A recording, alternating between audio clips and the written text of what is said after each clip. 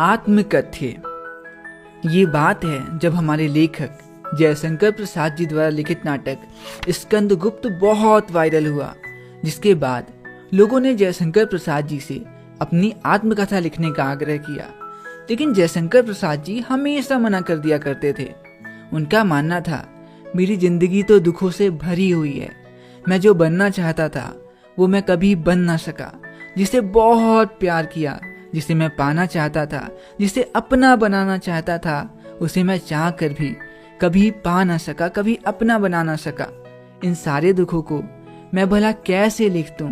लेकिन लोगों के आग्रह आने बंद नहीं हुए और एक बार तो उन्हें अपने बहुत अच्छे दोस्त का भी पत्र मिला, जिसमें उन्होंने भी लेखक से अपनी आत्मकथा लिखने का आग्रह किया।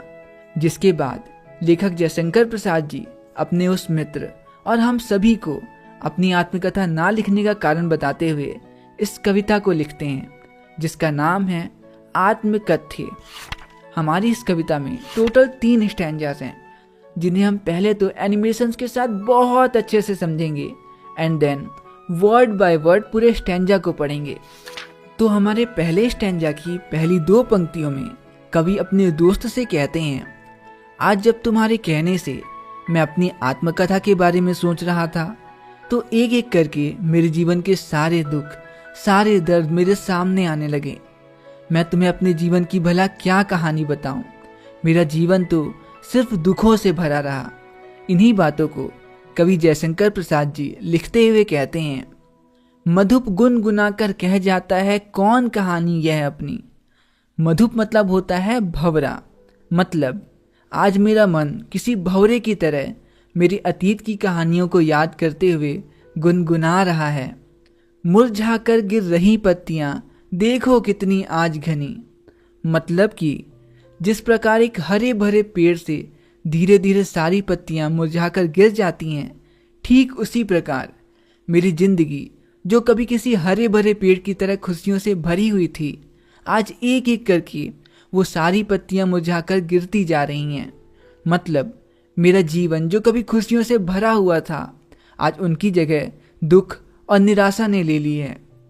तो वहीं हमारे आगे की 2 पंक्तियों में कवि कहते हैं, इतिहास में ना जाने कितने लेखकों ने अपनी आत्मकथाओं में अपनी नाकामयाबी और अपनी कमियों को लिखा और खुद ही दुनिया के सामने अपना मजाक बना लिया।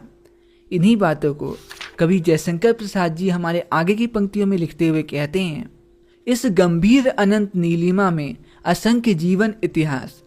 अनंत नीलिमा मतलब होता है अनंत तक फैला हुआ आसमान। मतलब कि इस गहरे और अनंत तक फैले आसमान में या इस अनंत तक फैली दुनिया में लेखकों के द्वारा असंख्य जीवन इतिहास या आत्मकथाएं लिखी गई हैं। यह लोग करते ही रहते हैं अपना व्यंग मलिन उपहास। यहाँ पर लो मतलब लोगों से हैं और मलिन उपहास मतलब होता है गंदा वाला मजाक। मतलब कि यह लोग तो अपनी आत्मकथाएं लिखकर अपना गंदा वाला मजाक बनवाते रहते हैं। तो वहीं हमारे आगे की पंक्तियों में कवि कहते हैं, जब तुम जानते हो कि लोग मेरी आत्मकथा पढ़कर मेरा मजाक बनाएंगे, मुझ पर हंसेंगे, क्या फिर भी तुम चाहते हो कि मैं अपना दुखड़ा लोगों के सामने रख दूं? क्या ये जानकर तुम्हें खुशी मिलेगी कि मेरा जीवन किसी खाली घड़े के समान है, इसमें एक भी खुशियां नहीं। मेरा जीवन का घड़ा सिर्फ दुखों से भरा हुआ है। इन्हीं बातों को कवि लिखते हुए कहते हैं, तब भी कहते हो कह डालूं दुर्बलता अपनी भीति। क्या फिर भी तुम चाहते हो कि मैं लोगों के सामने कह दूं अपनी सारी दुर्बलताओं को, अपनी सारी कमियों को, ये जानते हुए कि इतिहास में न जाने कितने लेखकों ने अपनी आत्मकथा लिखकर खुद से खुद का मजाक बनवा लिया। तुम सुनकर सुख पाओगे, देखोगे यह गागर रीति। गागर रीति मतलब होता है खाली घड़ा। मतलब क्या तुम्हें मेरी आत्मकथा पढ़कर खुशी मिल पाएगी जब तुम ये जानोगे कि मेरा जीवन खाली घड़े के समान है, जिसमें खुशियों की एक भी बूंद नहीं। तो वहीं हमारे अगले काव्यांश की पहली 2 पंक्तियों में कवि अपने मित्र से कहते हैं, कहीं ऐसा न हो कि मेरी जिंदगी की आत्मकथा को पढ़कर तुम्हें ऐसा लगने लगे कि मेरे सारे दुखों का कारण तुम ही हो। इन्हीं बातों को कवि लिखते हुए कहते हैं, किंतु कहीं ऐसा ना हो कि तुम ही खाली करने वाले अपने को समझो। मतलब कहीं ऐसा ना हो कि तुम खुद को ही मेरी जिंदगी के दुखों का कारण समझने लगो। मेरा रस ले अपनी भरने वाले, मतलब जो मेरी जिंदगी के रस को, जो मेरी जिंदगी की खुशियों को छीनकर अपने जीवन में भर रहा हो, मतलब जो मेरी खुशियों को छीनकर अपना जीवन खुशहाल बना रहा हो। तो वहीं हमारे आगे की दो पंक्तियों में कवि कहते हैं, मेरी सरलता और शांत स्वभाव के कारण मुझे बहुत से धोखे मिले, तो क्या मैं अपनी आत्मकथा लिखकर अपनी इस सरलता और शांत स्वभाव का मजाक बनवाऊं? इससे ज़्यादा दुर्भाग्य की बात भला मेरे लिए और क्या होगी। इन्हीं बातों को कवि लिखते हुए कहते हैं, यह विडंबना अरी सरल ते तेरी हंसी उड़ाऊं मैं। विडंबना मतलब होता है दुर्भाग्य, और सरलते मतलब सरल प्लस ते मतलब सरल मन। मतलब कि ये तो मेरा दुर्भाग्य होगा ना अगर मैं खुद से ही अपने सरल मन की हंसी उड़वाऊं, भूले अपनी या प्रवंचना औरों को दिखलाऊं मैं। भूल मतलब होता है गलतियां, वो कहते हैं ना, सॉरी मुझसे भूल हो गई।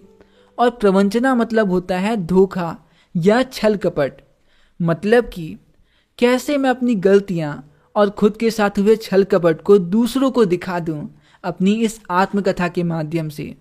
तो वहीं हमारे आगे की इन पंक्तियों में कवि थोड़े से रोमांटिक मूड में हैं और वो अपने प्यार को याद करते हुए कहते हैं, मैं उनके साथ बिताए उन खूबसूरत पलों को भला तुम्हें कैसे बताऊं। मैं कैसे बताऊं उनकी मुस्कुराहट को, मैं कैसे बताऊं उनकी प्यार भरी बातों को, उनके साथ बिताए उन खूबसूरत चांदनी रातों को।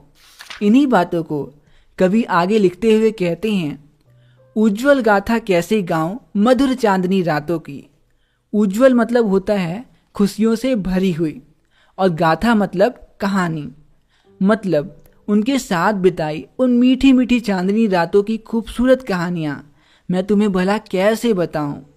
अरे खिलखिलाकर हंसते होने वाली उन बातों की, और मैं तुम्हें कैसे बताऊं उनकी उन चांदनी रातों में खिलखिलाकर हंसते हुए उन रोमांटिक बातों को।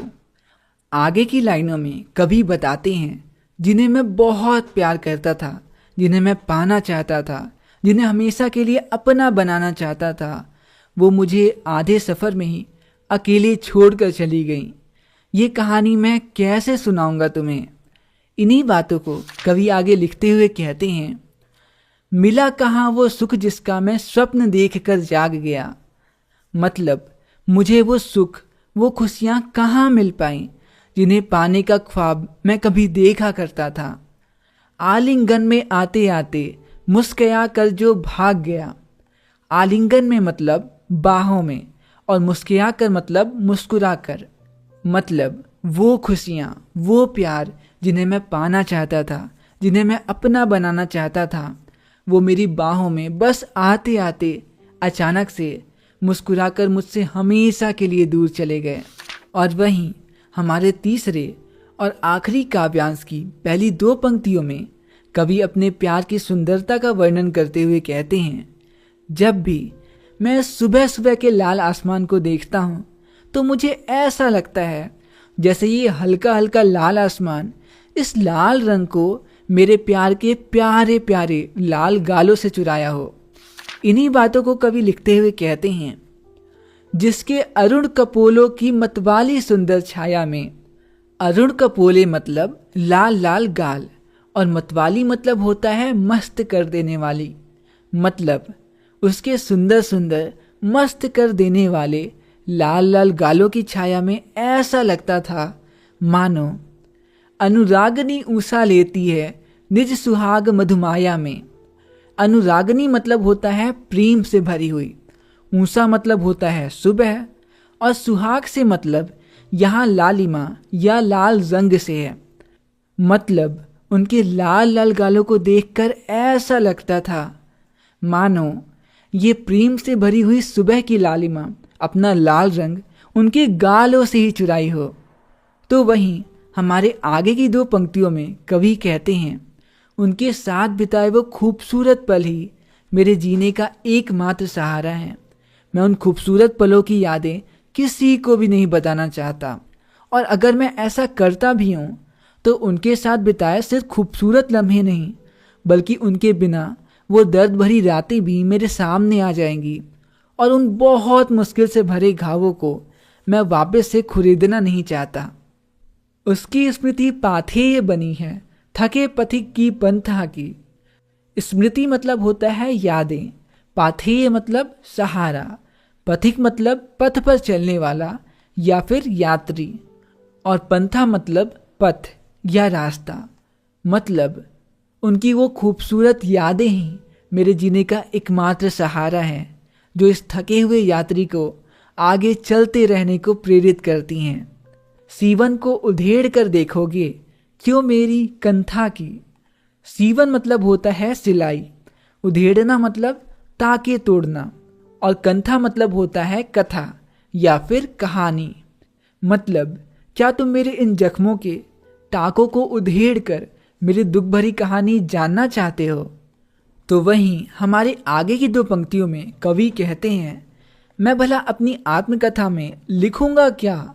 मैंने तो अभी तक कोई ऐसी उपलब्धि भी हासिल नहीं की है जिसे पढ़कर तुम्हें खुशी मिले। और खुद की आत्मकथा लिखने से अच्छा तो यही रहेगा ना कि मैं चुपचाप बड़ी शांति के साथ दूसरों की आत्मकथाएं पढूं और उनसे प्रेरणा प्राप्त करता रहूं। इन्हीं बातों को कवि लिखते हुए कहते हैं, छोटे से जीवन की कैसे बड़ी कथाएं आज कहूं। मतलब इस छोटे से जीवन में मैंने ऐसी कोई बड़ी उपलब्धियां हासिल भी नहीं की हैं जिनकी कहानियां मैं तुम्हें सुना सकूं या जिनके बारे में जानकर तुम्हें खुशी मिले। क्या यह अच्छा नहीं कि औरों की सुनता मैं मौन रहूं? मतलब खुद की आत्मकथा लिखने से अच्छा तो यही रहेगा ना कि मैं मौन रहकर दूसरों की आत्मकथाएं पढ़कर उनसे ही प्रेरणा प्राप्त करता रहूं। तो वहीं हमारे इस काव्यांश की आखिरी 2 पंक्तियों में कवि कहते हैं, मेरी इस भोली भाली आत्मकथा को सुनकर तुम्हें कोई भी प्रेरणा नहीं मिलेगी जिसे सुनकर तुम दुनिया का कोई भला कर सको। और वैसे भी अपनी आत्मकथा लिखने का ये सही समय नहीं है। मेरा दुख, मेरा दर्द अभी शांत है, उन्हें दोबारा से याद कर मैं दुखी नहीं होना चाहूँगा। इन्हीं बातों को कवि लिखते हुए कहते हैं, सुनकर क्या तुम भला करोगे मेरी भोली आत्मकथा। मतलब मेरी इस भोली भाली आत्मकथा को सुनकर तुम्हें कोई ऐसी प्रेरणा नहीं मिलेगी जिसे सुनकर तुम इस दुनिया का भला कर सको। अभी समय भी नहीं, थकी सोई है मेरी मौन व्यथा। व्यथा मतलब होता है दुख। मतलब अपनी आत्मकथा लिखने का ये सही समय नहीं, अभी मेरा दुख मौन है, मतलब शांत है, उन्हें दोबारा से याद करके मैं दुखी नहीं होना चाहता। तो बस यहीं पे ख़त्म होती है हमारी ये प्यारी सी पोयम। वैसे आपसे मैं एक सवाल ज़रूर पूछना चाहूँगा, अगर आपको अपने सपनों और अपने प्यार के बीच किसी एक को चुनना हो तो आप किसे चुनोगे? मुझे कमेंट्स में बताना ज़रूर। तो मिलते हैं अगली वीडियो में हमारे अगले चैप्टर के साथ, और तब तक के लिए दीजिए मुझे इजाज़त। नमस्कार।